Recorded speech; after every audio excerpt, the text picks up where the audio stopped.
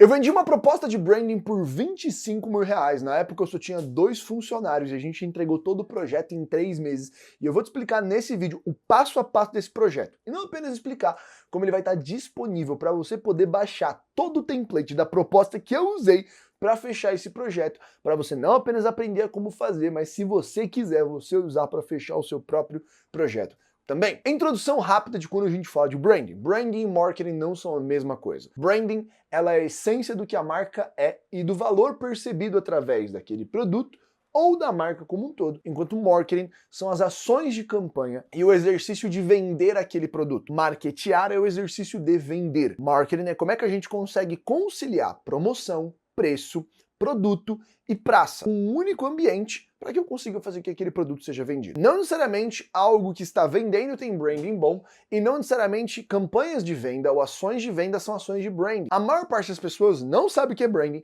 e a maior parte das marcas não precisa de um exercício profundo de branding. Branding é um exercício para agregar valor. Logo, se o valor percebido não é muito, essa marca ou essa empresa se beneficiaria com um CRM, com ações de tráfego, com bons canais ativados e uma comunicação bem feita, mais do que um exercício complexo de branding. O cliente em questão que a gente vendeu essa proposta era um cliente de um escritório muito bem sucedido que vendia poucos projetos ao longo do ano porque os projetos custavam de 3 a 5 milhões de reais.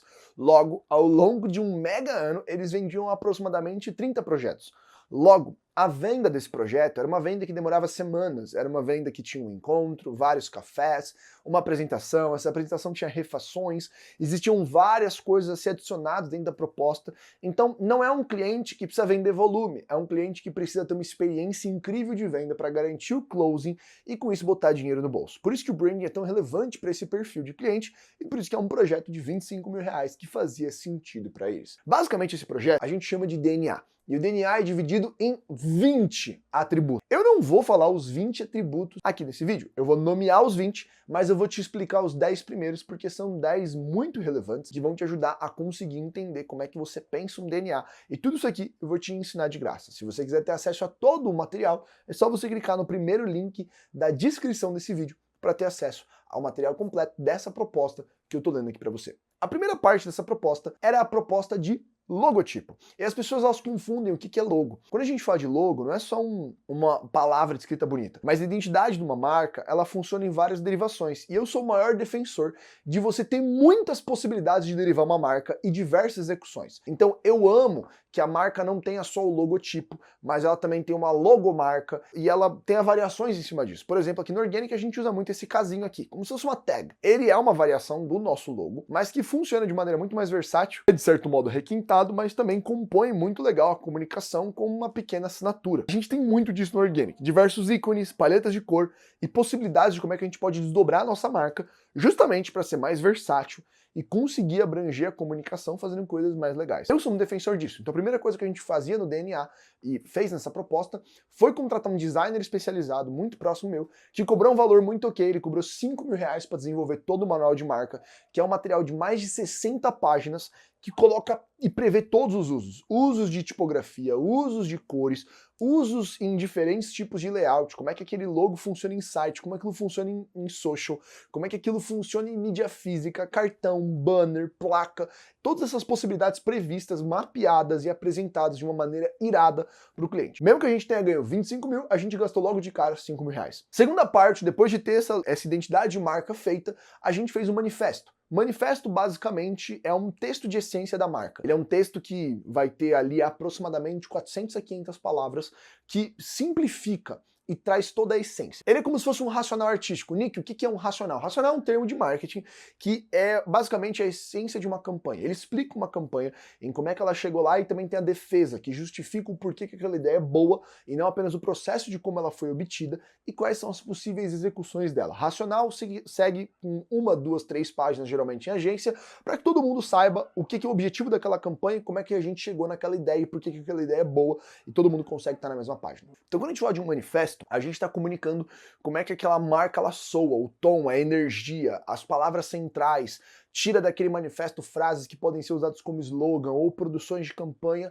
E toda a entrega de manifesto que a gente contratava um ator capaz de ler e interpretar aquilo ali e montava um vídeo em formato spoken word com imagens de fundo e uma trilha que representasse aquela marca. Então um vídeo de 1 minuto, a mais ou menos 1 minuto e meio, nós tínhamos um videomaker na casa e com isso ele ajudava a gente a conseguir fazer essa produção e a gente pagava R$500 para um locutor, um ator, conseguir interpretar aquele vídeo e aquilo ali virar a vida. Como é que a gente chegava nesse texto? Basicamente, a gente fazia uma entrevista, fazendo várias perguntas para os fundadores ou os donos da empresa, conseguia compilar aquilo ali, escrevia um texto naquilo ali e fazia a primeira leitura de ensaio. Eles iam dar todos os feedbacks, a gente fazia feedbacks em tempo real e o restante do texto era alterado em cima de e-mail com uma troca quase que diária. Quando chegava na versão final, a gente mandava para esse ator gravar. O último teste técnico eu mesmo mandava um áudio meu lendo para garantir que aquilo ali representava o tom e a essência da marca. Então é um processo que também demorava ali 1 semana, 10 dias para ser composto. A sacada aqui é que a gente não está fazendo uma coisa de cada vez, a gente está fazendo tudo ao mesmo tempo, são várias trilhas acontecendo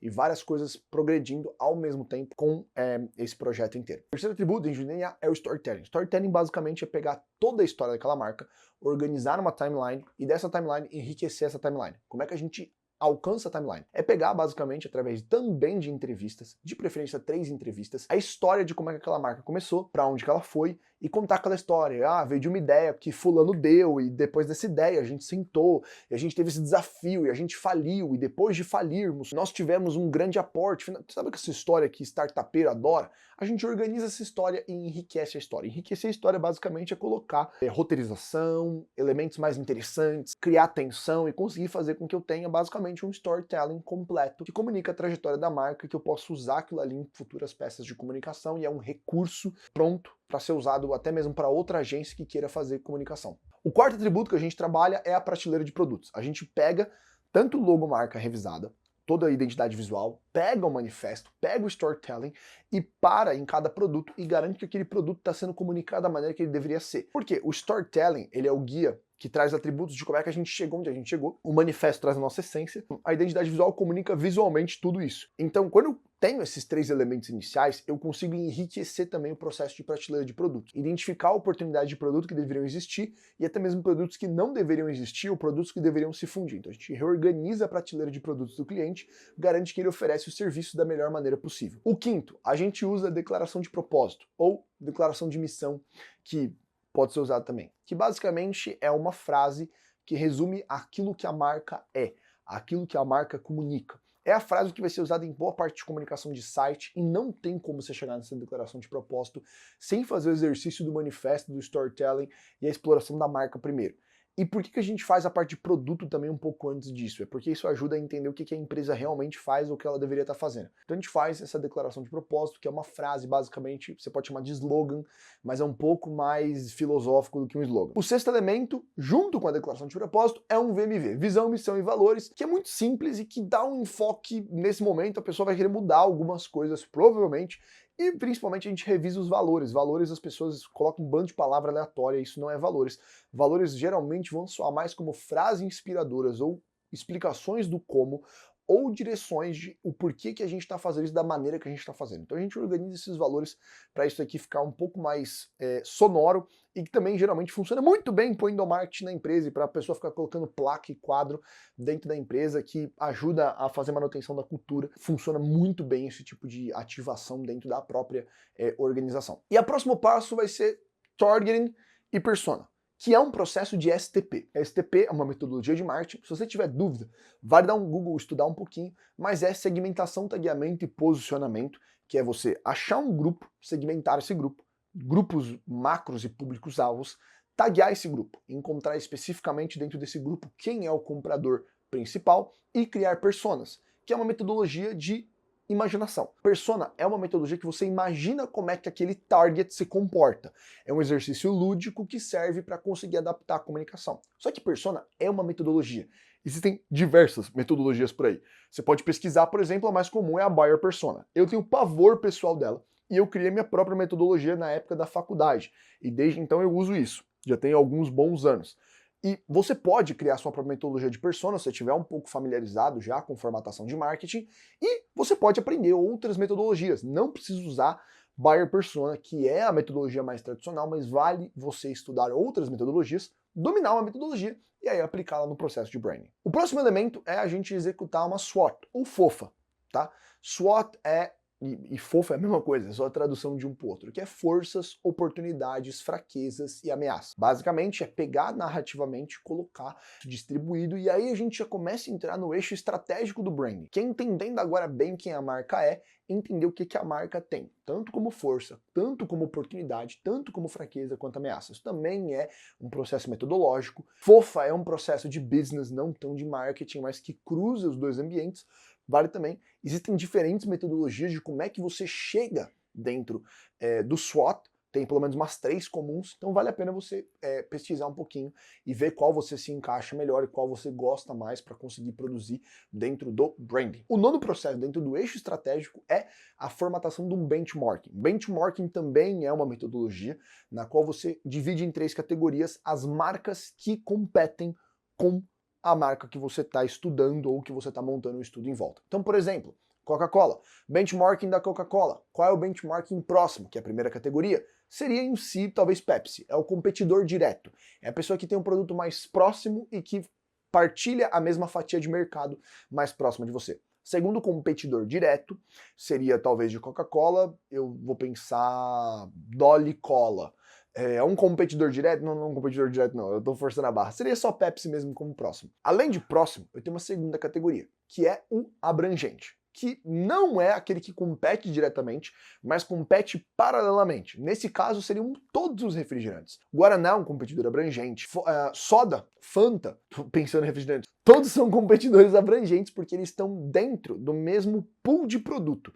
Então eles são bebidas doces gaseificadas, eles são refrigerantes. Mas eu tenho um terceiro nível de benchmarking, que é o amplo, que não é necessariamente a pessoa que está no mesmo hall de produtos, mas ela compete na tomada de decisão do consumidor. Por exemplo, água com gás. Quando você vai num restaurante, você pode tanto pedir Coca Zero, como você pode pedir Pepsi, como você pode pedir Guaraná, como você pode pedir água com gás. Então, por mais que não seja o mesmo produto, ele compete na tomada de decisão. Então, o próximo é competidor direto. Abrangente é competidor paralelo e amplo é o competidor que está dentro do processo de decisão daquela pessoa de alguma maneira, logo também precisa ser estudado. O que a gente faz? A gente lista todas essas marcas e faz um processo de cruzar e comparar o que essas marcas fazem de legal, ou o que essas marcas fazem de ruim, que a gente pode aprender com isso e monta um breve estudo de um one page sobre cada uma dessas marcas e sempre coloca pelo menos uma no próximo, pelo menos 3 no abrangente, pelo menos 5 no amplo. Isso garante aí que você tem um hall de pelo menos aí 7 marcas a serem estudadas ou 8 marcas a serem estudadas, o que garante bastante repertório para o seu cliente, o que leva a gente para o último ponto aqui que eu vou te explicar dentro do processo de DNA de construir um branding. E o 10º é linhas editoriais. Basicamente é sobre o que a marca fala e por que faz sentido a marca falar sobre isso. Então não é o que a marca é, mas é como é que essa marca fala para as pessoas e o que ela escolhe falar e o que ela não escolhe falar. Linha editorial não é só o que nós falamos. Linha editorial também é o que nós não falamos. Não é só aquilo que nós vamos abranger, mas também aquilo que nós vamos excluir. Então tem que ter dentro da linha editorial a parte excludente. Nós não falamos disso, nós não abordamos esses tópicos, não abordamos esses temas e também o como nós abordamos. Esse aqui é o 10º ponto.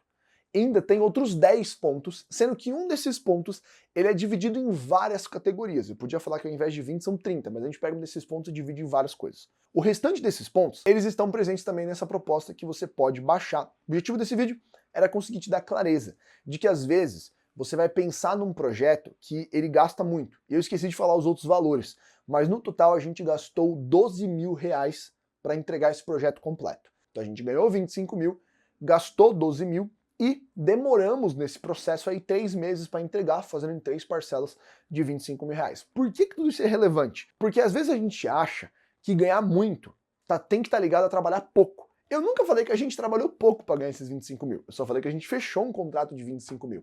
Mas a gente trabalhou pra caramba, acionou vários clientes e entregou um produto sinistro para essa pessoa. Por quê? Porque isso aqui é um material de branding.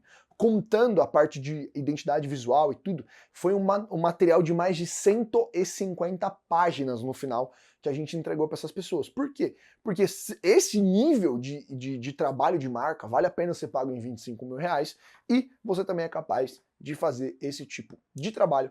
Se você tem dúvidas, manda aqui nos comentários. Eu quero fazer mais vídeos desse tom e mais vídeos que possam ser úteis para você. Não apenas construir o seu negócio criativo, mas aprender marketing e branding de verdade. Não com esse bando de nó em fumaça que tem na internet, mas com princípios e valores que realmente são úteis e que fazem sentido no processo de fechar o cliente e também de trabalhar com comunicação. Se quiser a proposta inteira, clica aqui no link, manda um comentário do que você achou. É muito importante para a gente continuar melhorando e crescendo. A gente se vê na semana que vem. Tamo junto, falou, tchau, tchau!